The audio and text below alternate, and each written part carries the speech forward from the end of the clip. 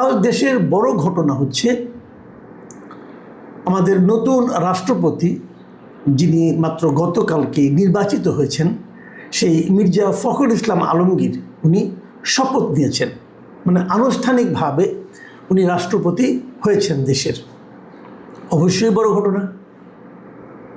কিন্তু ভাবুন, আজকে 21শে আগস্ট, এটা কি আমাদের এই দেশের জন্য অন্য কোনো ঘটনার কথা আপনাকে স্মরণ করিয়ে দেয় কিনা 21শে আগস্ট বললে পরে? আপনি যদি আজকের পত্রিকাগুলি দেখেন, সবগুলি পত্রিকা দেখুন, আমি আপনাদের কয়েকটা পত্রিকা দেখাতেও চাই, আমি একটু ওগুলো তুলনা করে দেখাবো, তো আমি পরে দেখাচ্ছি একটু পরে। আমি আজকে যদি সবগুলি পত্রিকা আপনারা দেখেন তাহলে দেখবেন আজকের প্রধান খবর হলো আমাদের নতুন রাষ্ট্রপতির শপথ গ্রহণ অনুষ্ঠান। এর পাশাপাশি, এটা প্রধান খবর, কোনো সন্দেহ নাই, কিন্তু এর পাশাপাশি প্রথম পৃষ্ঠায় আসার মতো কোনো খবর কি আজকে ছিল না? ছিল। সেটা হলো আজকে থেকে ঠিক 22 বছর আগে এই দিনে, এই 21শে আগস্টে এই দেশে একটা ভয়ঙ্কর ঘটনা ঘটেছিল।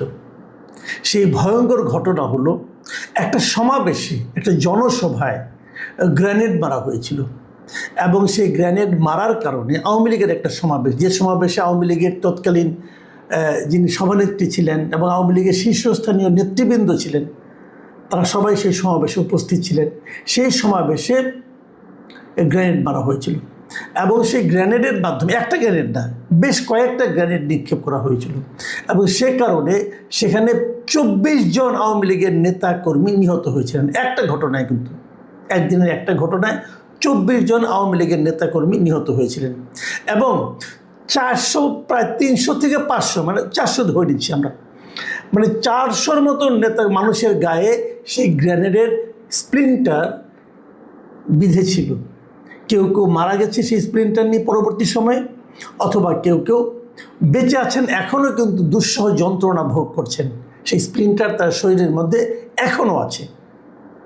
এই যে একটা মর্মান্তিক ঘটনা ছিল, সেই ঘটনাটা রাজনীতির ঘূর্ণিপাকে পড়ে কিভাবে মানুষের মন থেকে সরিয়ে দেওয়া যায়, সেই ধরনের ঘটনা বারবার করে ঘটে আজকে এসে সবগুলো পত্রিকার প্রথম পাতা থেকে সেই নিউজটা উধাও হয়ে গেছে। কেউ যেন জানেই না যে 21শে আগস্ট 2004 সালে এদেশে সবচেয়ে ন্যক্কারজনক একটা ঘটনার অবতারণা হয়েছিল। কেউ যেন জানে না।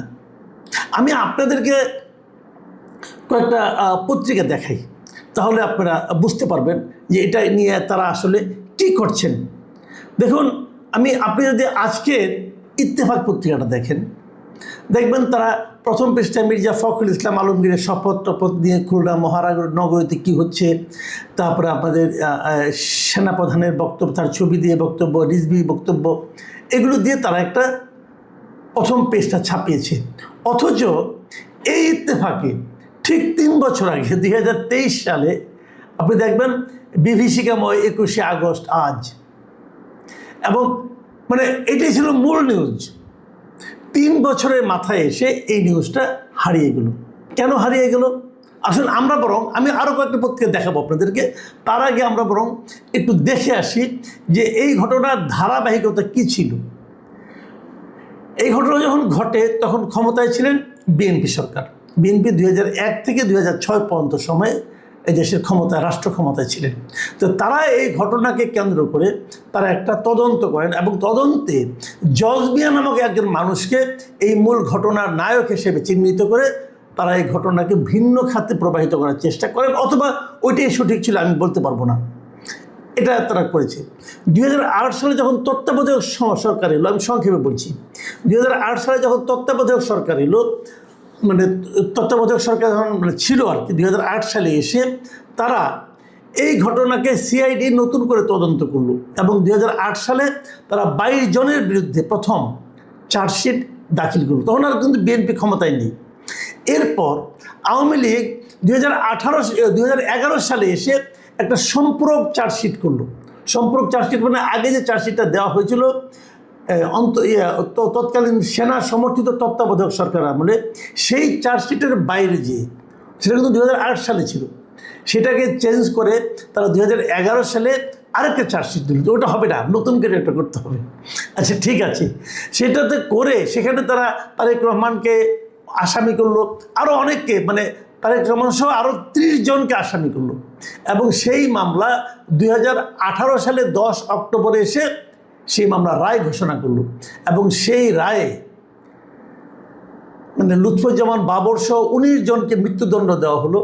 লুৎফুজ্জামান বাবর সেই ঘটনার সময় স্বরাষ্ট্র প্রতিমন্ত্রী ছিলেন। 1919 জনকে মৃত্যুদণ্ড দেওয়া হলো, এবং তারেক রহমান সহ 19 জনকে যাবজ্জীবন কারাদণ্ড দিল। মানে এই ঘটনাটা ঘটলো কখন, খেয়াল রাখবেন, 2018 সালে, মানে তখন আওয়ামী লীগ সরকার। এরপর আওয়ামী লীগ সরকারের পতনের পর 2024-এ যখন আওয়ামী লীগ সরকারের পতন হলো 2024-এর অগাস্টে, তখন 2024-এর 1 ডিসেম্বর হাইকোর্ট বিভাগ এই পূর্বের যে রায়টা, এই যে 19 জনকে মৃত্যুদণ্ড, 19 জনকে যাবজ্জীবন, এই পুরো রায়টাকে বললো যে এই রায়টা হয়েছে রাজনৈতিক উদ্দেশ্য প্রণোদিত এবং তদন্তে গুরুতর ত্রুটি আছে, এই কথা বলে সকল আসামিকে সম্পূর্ণ খালাস দিয়ে দিল।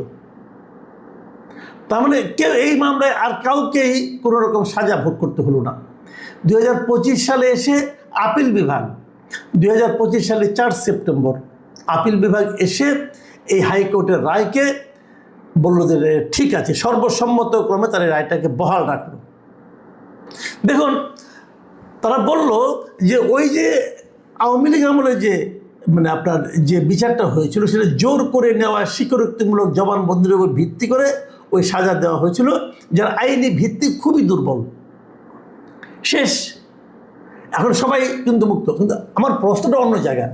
দেখুন, এই মামলায় যে রাজনৈতিকভাবে করা হয়েছে, রাজনৈতিকভাবে বিভিন্ন জনকে যে এখানে জড়ানো হয়েছে, সেটা ওই প্রথমবার যখন জজ বিহার নাটক হলো তখনও যেমন হয়েছে, তারপরে যখন নাকি আবার আওয়ামী লীগ আমলে 2011 সালে হলো তখনও হয়েছে।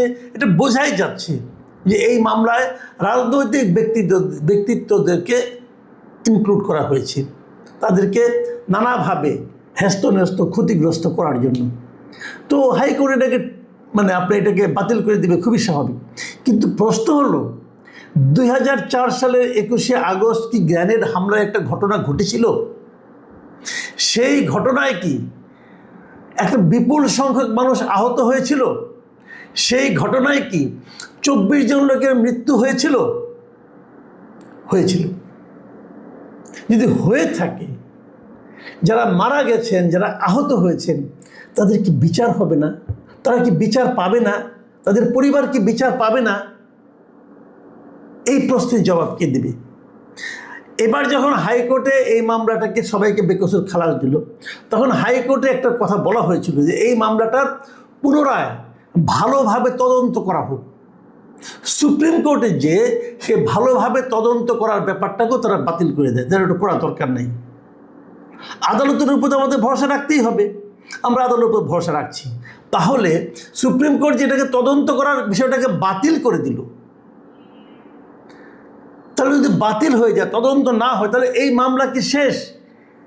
এই হত্যা মামলার কি মৃত্যু ঘটলো? ওই যে 24 জন লোক মারা গেলেন, তাদের সঙ্গে কি এদের মামলাটাও, বিচারের যে দাবিটা, সেটাও মৃত্যু ঘটলো? সেটাও গ্রেনেড হামলার কারণে মারা গেল?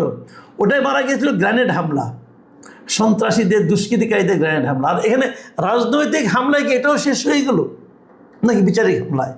আমি জানি না। কিন্তু একবার ভাবুন, একটা স্বাধীন দেশ, যে দেশে আইন আছে, কানুন আছে, বিচার আছে, বিচারক আছে, সেই দেশে একটা ঘটনায় এত বড় একটা আক্রমণ হলো, এতগুলি মানুষ মারা গেল, তার কোনো বিচার হবে না? কেন হবে না? এই বিচার কেউ চাইবে না? যদি কেউ চায়, সে অন্যায় করবে? এই ঘটনা নিয়ে কোনো আহাজারিও হবে না, এই ঘটনাকে সম্পূর্ণ ব্ল্যাক আউট করে দেওয়া হবে। এবং আপনি যদি আজকের পত্রিকাগুলি পড়েন, তাহলে আপনারা সেভাবেই দেখবেন যে ব্ল্যাক আউট করে দেওয়া হয়েছে। 2023 সালে যখন আওয়ামী লীগ ক্ষমতায় ছিল, তখন কিন্তু এই পত্রিকাগুলো, এই নিউজ পেপারগুলো ভিন্ন চেহারায় আবির্ভূত হয়েছিল। তখন তারা সবাই বলছিল এই রায় হওয়া উচিত, কি ঘটনা ঘটেছিল তা নিয়ে বিস্তারিত বর্ণনা, কিভাবে ঘটেছিল নানা জনের কাছ থেকে সাক্ষাৎকার। আর 3 বছরের মাথায় এসে এই ঘটনা কেউ চিনে না, কেউ জানে না, কেউ বুঝে না। আমি বলেছিলাম আমি পত্রিকাগুলোর সঙ্গে আপনাদের একটু পরিচয় করিয়ে দেবো। ইত্তেফাক তো দিয়েছি। ইত্তেফাক কিন্তু 23 সালে বলেছিল, প্রথম তাদের ফ্রন্ট পেজে প্রধান নিউজ ছিল বিভীষিকাময় 21শে আগস্ট আজ, তারা প্রথম কিন্তু এটা ছিল। আর আজকে ইত্তেফাকের প্রথম পৃষ্ঠার নিউজটা কি, যে রাষ্ট্রপতির শপথ নিচ্ছে। আপনারা দেখুন। আচ্ছা দেখুন, আমরা আরেকটা পত্রিকা দেখি, যুগান্তর পত্রিকাটা দেখুন। যুগান্তরে 2023 সালের পত্রিকায় দেখুন আপনার একদম সবার উপরে যে 21শে আগস্ট গ্রেনেড হামলার 19 বছর, 21শে আগস্ট 21টাকে লাল করে দিয়ে ওখান থেকে রক্ত ফেলছে তারা। ডেথ রেফারেন্স শেষ হবে চলতি বছর, ভয়াল 21 আগস্ট আজ, একটা গ্রেনেডের ছবিও তারা দিয়ে দিছে। এত বড় ঘটনা। হ্যাঁ, ঠিক 3 বছর পর যুগান্তরে আজকে দেখুন ফ্রন্ট পেজে 21শে আগস্ট নিয়ে কোনো কথা নাই। মির্জা ফখরুল ইসলাম 23তম রাষ্ট্রপতি, যে কোনো সময় মন্ত্রীপাড়া রদবদল, গাড়ি প্রস্তুত। বিএনপির ভারপ্রাপ্ত মহাসচিব হলেন রিজভী। আওয়ামী লীগ সামনে, বিএনপি আওয়ামী লীগ প্রশাসন সিন্ডিকেট, ত্রাসের রাজত্ব হলো বালুমহাল। আর নিচের দিকে বিজ্ঞাপন, তাও আবার কি মির্জা ফখরুল ইসলামকে অভিনন্দন জানানো বিজ্ঞাপন। আসেন আমরা